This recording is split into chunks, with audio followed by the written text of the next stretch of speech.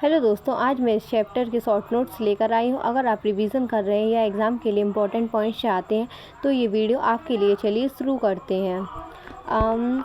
तो इसमें सबसे पहले है डिस्टेंस और डिस्प्लेसमेंट। तो इफ़ डिस्टेंस इज़ ज़ीरो तो displacement must be zero. If distance second है, if distance is not zero तो डिस्प्लेसमेंट में और मे नॉट बी ज़ीरो, मतलब हो भी सकता है और नहीं भी हो सकता है। थर्ड पॉइंट है डिस्टेंस में और मे नॉट बी ज़ीरो। अगर डिस्टेंस हो भी सकती है, नहीं भी हो सकती। कब? जब डिस्प्लेसमेंट अपना जीरो हो। सेकेंड है distance and displacement on circular path. जब सर्कल की में बात करें तो डिस्टेंस होता है आर क्या होता है? R by theta, R into theta. तो आर इंटू थीटा की वैल्यू रख के अपन डिस्टेंस निकाल सकते हैं। ऐसी सेम डिस्प्लेसमेंट है 2r sine theta by two and average velocity भी sine theta by two upon theta by two करने से अपना एवरेज वेलोसिटी निकल जाएगी। किस में? सर्कल में। अब है एवरेज वेलोसिटी, ये बहुत इंपॉर्टेंट पॉइंट है, इससे VYQ आए हैं। एवरेज वेलोसिटी का मैग्नीट्यूड इक्वल रहता है एवरेज स्पीड के।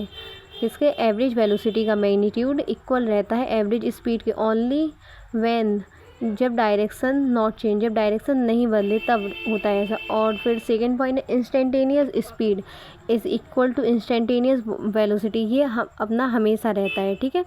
अब object moving in straight line covers x distance, ये अपना बहुत इंपॉर्टेंट पार्ट है। इससे काफ़ी क्वेश्चन और मोस्टली काइनेमेटिक्स 1D के ऑलमोस्ट इसी से क्वेश्चन आते हैं।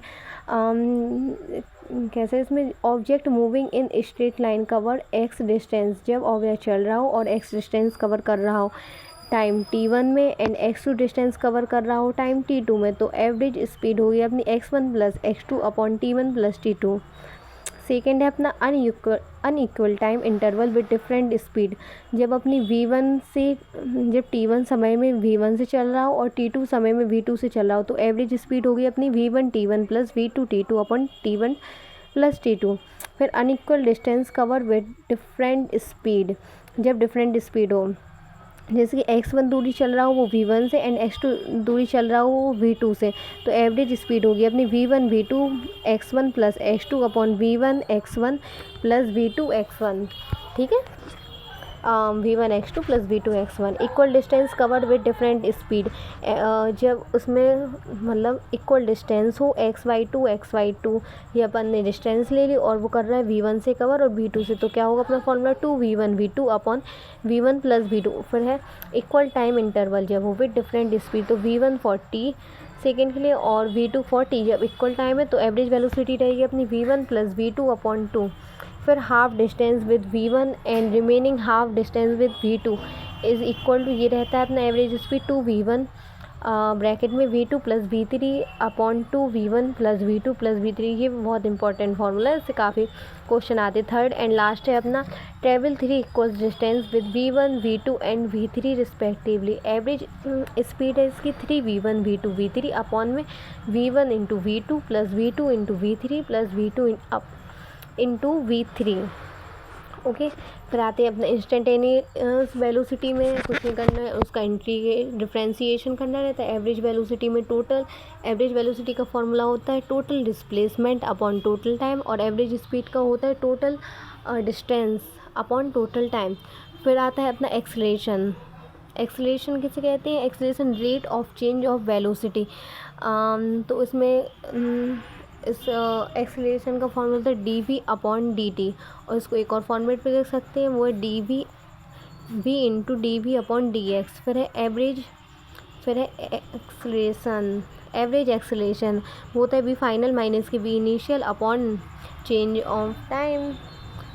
फिर आता है अपना यूनिफॉर्म एक्सेलरेटेड मोशन, ये कुछ शॉर्ट है अपन ये यूनिफॉर्म, जब एक्सेलरेशन यूनिफॉर्म हो तब लगाते v बराबर u प्लस at, s बराबर ut plus half at square, और v स्क्वायर बराबर u स्क्वायर प्लस 2as, और v बराबर u प्लस v अपॉन 2 और s बराबर u plus v upon 2 into t। ये दो एक्स्ट्रा है अपने, वरना ये मेन है अपने v बराबर u प्लस at, s बराबर ut plus half at square और v बराबर u स्क्वायर प्लस 2s, ये अपने दो मेन है। फिर है distance covered in ns second, ये जब nth स्पेसिफिक सेकेंड के लिए निकाला जाए तब इसका यूज़ करते हैं। nth बराबर v plus a upon 2n minus के 1। फिर है ट्रांजिशनल एक्सेलरेशन, ट्रांजिशनल एक्सेलरेशन क्या होता है?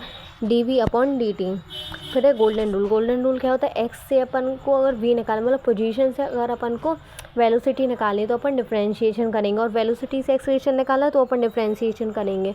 अगर अपन को एक्सेलरेशन से वेलोसिटी चाहिए तो इंटीग्रेशन लगाएंगे, और वेलोसिटी से इंटीग्रेशन चाहिए, वेलोसिटी से पोजीशन चाहिए तो अपन इंटीग्रेशन करेंगे। ओके, फिर इंटीग्रेशन का मतलब होता है area under curve, area under graph, और डिफरेंशिएशन का होता है स्लोप।